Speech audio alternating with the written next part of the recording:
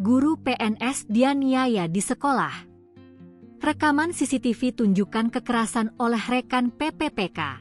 Detik-detik guru pegawai negeri sipil, PNS, SMAN 16 Palembang bernama Yuli Nuriza yang dianiaya rekan guru yang berstatus PPPK SR di sekolah yang sama.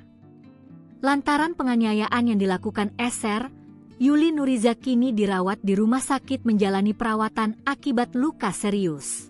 Peristiwa ini terjadi di lingkungan sekolah, tepatnya di Jalan Lebak Murni, Kecamatan Sako, pada Rabu, 15 Oktober 2025. Dari rekaman CCTV yang didapat, terlihat detik-detik SR saat melakukan penganiayaan kepada Yuli. Saat itu SR terlihat menampar, mendorong hingga membenturkan kepala Yuli di dinding.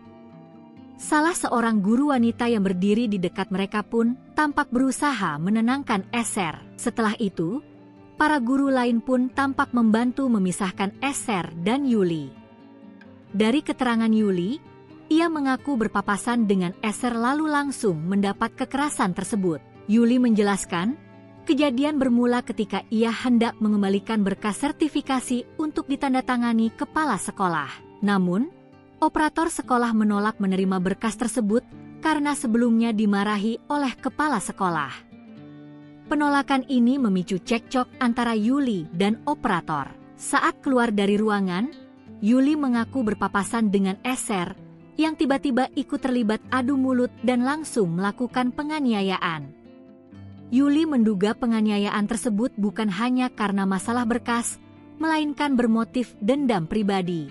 Menurutnya, SR dan kepala sekolah tengah diperiksa oleh inspektorat dan mereka menduga Yuli serta beberapa guru lain yang melaporkannya tuduhan yang dibantah oleh Yuli. Kapolsek Sako Palembang, AKP Makmun Nartawinata, melalui Kanit Reskrim AKP Apriansyah, membenarkan adanya laporan tersebut.